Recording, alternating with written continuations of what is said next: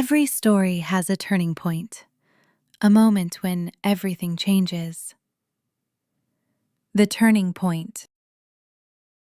I didn't leave the house for 3 days after the hearing. The world outside felt sharp, like broken glass.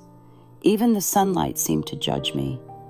Every ping of my phone made my stomach twist. Messages from people I used to work with, some pretending to be concerned, others just fishing. Just heard what happened. Are you okay? I didn't reply. What could I say? Daniel was quiet, too quiet. He moved through the house like a guest who didn't want to overstay. We barely spoke. He'd bring me tea I didn't ask for, offer small updates I didn't care about. It felt like he was performing concern more than feeling it. One night, I watched him through the kitchen window as he took a call on the back porch. He was pacing, head low, whispering. When he came back in, I asked who it was. He shrugged. Work. Just that. One word. And it was the way he said it, like punctuation, like I shouldn't ask again. Something inside me broke open that night. Not anger, not yet, just clarity. I was done waiting, done crying, done assuming someone else would fix this. If I wanted to survive this, really survive, I had to stop being the victim in someone else's game. I started with the router. It sounds stupid, I know. But when your whole life collapses because of access logs, you start to think about the digital footprints no one notices. Daniel always handled our tech stuff. Modem, router, updates. I barely touched any of it. But that night, after he went to bed, I dug through the drawer where we kept manuals and warranties, found the router box, the login info scribbled on a sticky note, and typed it in from my laptop. The interface was clunky, old, but it worked. I didn't know exactly what I was looking for, just that I needed something, some proof that I wasn't crazy, that someone had been in our network when they shouldn't have been. And then I saw it, a device, labeled work laptop, had logged into the network 3 weeks ago at 2:14 a.m. I was asleep. I remembered that night because I'd had a migraine so bad I went to bed at 9. Daniel was still up. I clicked through the log history. Same device, logging in at odd hours, always when I was asleep, always when Daniel was still working late. A cold pulse ran through me.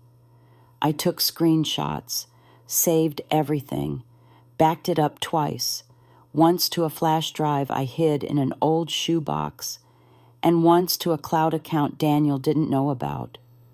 It wasn't hard evidence, not yet, but it was something. The next morning, Daniel noticed I was more alert, more present. He smiled like nothing had changed, like we were still just a couple weathering a storm together. But he didn't know I'd started watching, and he had no idea how far I was willing to go. I waited until Daniel left for work before opening the envelope from Lindsay. Inside were the discovery documents she'd requested, logs, emails, device history, hundreds of lines of data, most of it in tech language I barely understood. But one file caught my eye, remote logins, dates, IP addresses. One of them stood out, not because it was unfamiliar, but because it wasn't. It was our IP address. The login had happened on a company holiday, a day I was out of town, visiting my sister. There was even a timestamp, 3:47 p.m. I remembered that trip, the way my phone barely had reception, the way Daniel insisted I go offline and enjoy time with family. Now I knew why. I called Lindsay.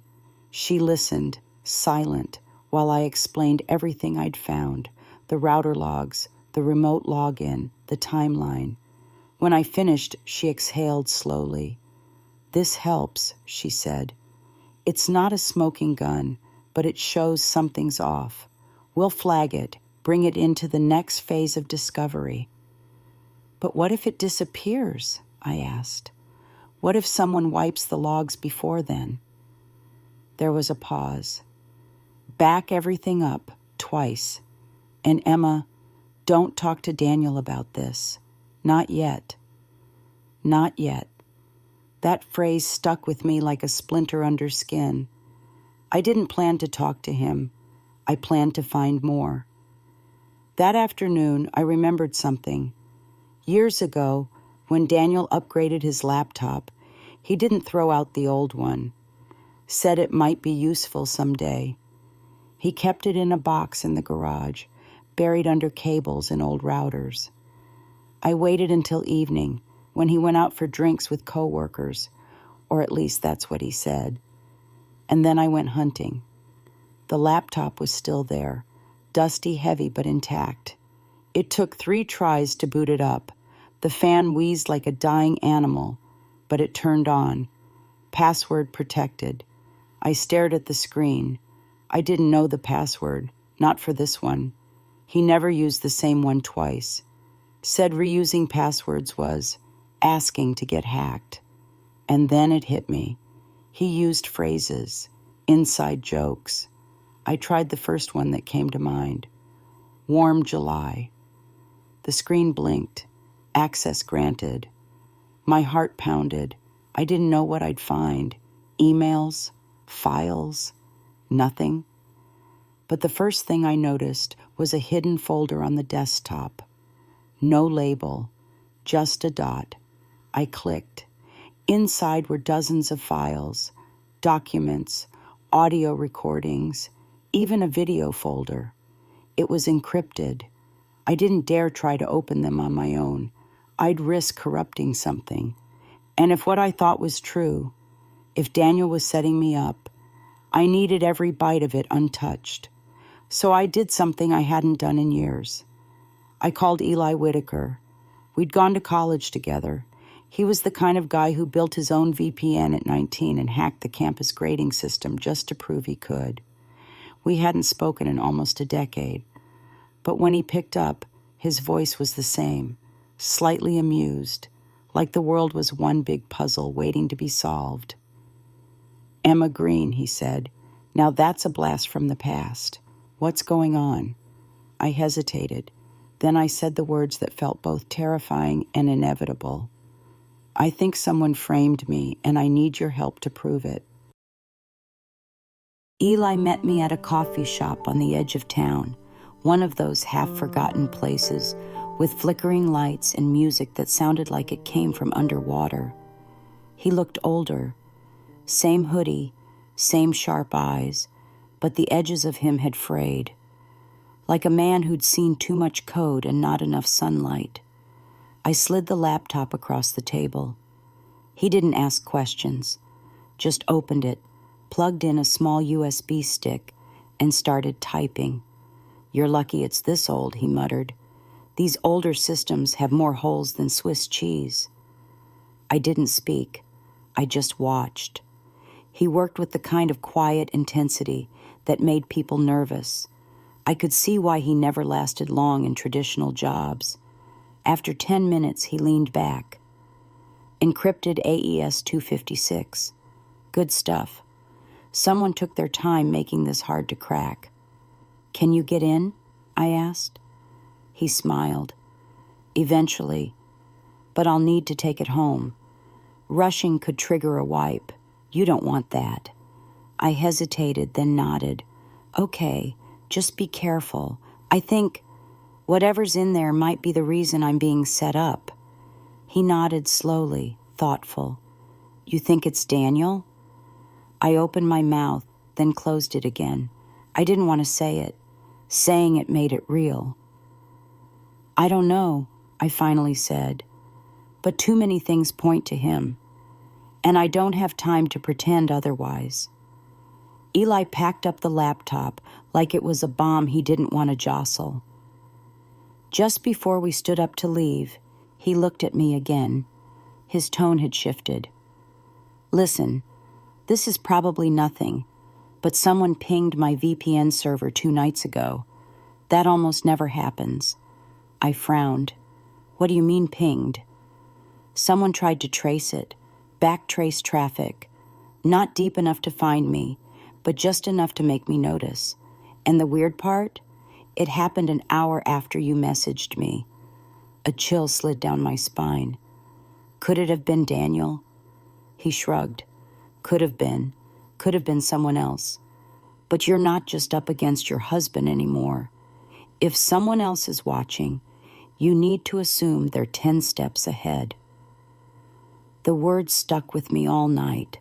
Not just Daniel. Not anymore.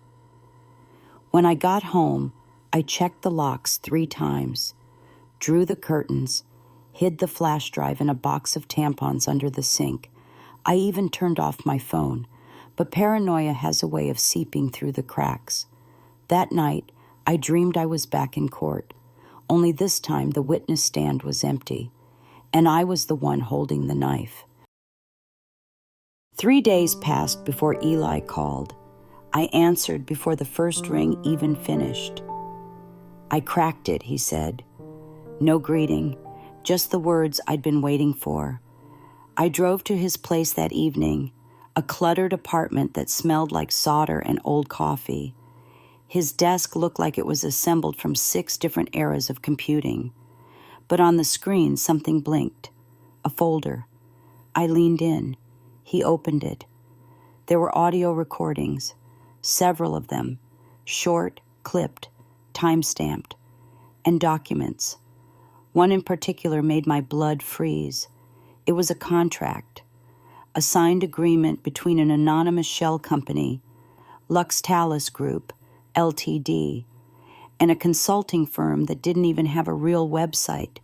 The amount matched the stolen funds, the timeline matched the internal theft, and at the bottom of the page, a signature, M. Kessler. I stared at the name. "Who is that?" I asked. Eli shrugged. "No clue, but the company's registered offshore, Belize, paper only, 0 digital trace." "Fake?" He shook his head. "That's the thing. It's too clean. This isn't some amateur front. This is high-end laundering." My throat went dry. "What about Daniel?" Eli clicked through a few more folders. "His name's not on anything, but check this out." He played a short recording. It was grainy, like it was picked up from a microphone under a desk. Daniel's voice came through, clear enough to recognize, but tense. "Make sure it all goes through the Kessler route. I don't want this tied back to me. She can take the fall if it comes to it." I felt something twist in my chest. He said it. He actually said it. Not even hypothetically, not in anger, as a plan. I didn't realize I was shaking until Eli paused the audio and looked at me. "Emma," he said carefully, "this isn't just your husband screwing you over. This is big. This is organized. The kind of thing that gets buried fast." I couldn't speak, not because I didn't believe it, but because I did, all of it. Daniel, Kessler, the company. It wasn't paranoia. It was real. And now I had proof. But the worst part, I wasn't sure what to do with it, because once you show your hand, you can't take it back. I didn't tell Lindsay about the recording, not yet. I needed more than a voice, more than a name. I needed to know when this started, how long Daniel had been planning it, how long I'd been living beside a man rehearsing my downfall. So I called Ben Holloway. He and Daniel had worked together for years, ran marathons, took weekend bike trips, traded tech blogs like Sports Scores. I'd always liked Ben. He seemed honest, not flashy, not fake. I asked to meet for coffee, said it was about Daniel. He hesitated, but then he agreed. We met at a bakery on 3rd Street, middle of the day, neutral ground, safe. Ben looked tired, paler than I remembered, like something had been gnawing at him too. We made small talk. It felt forced, like two people skipping stones over a lake they knew was full of secrets. Then I leaned in.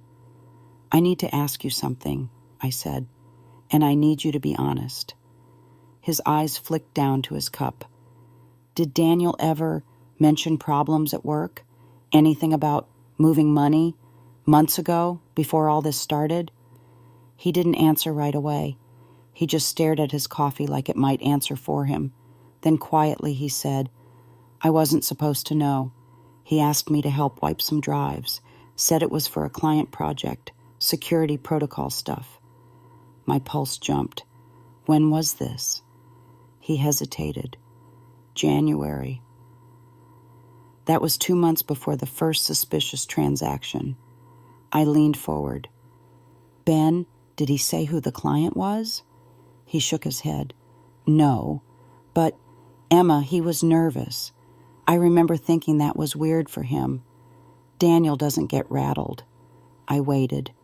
"There was this one night," Ben added. "He'd had a few drinks. Said something like, 'Sometimes you have to choose who gets burned.' Then he laughed, said he was joking. But it wasn't a joke. It was a confession, dressed up as humor, and I'd missed it because I hadn't been listening." "I thought you should know," Ben said, voice lower now. "A few weeks ago, I saw him talking to someone in the parking garage at work, late, shady-looking guy.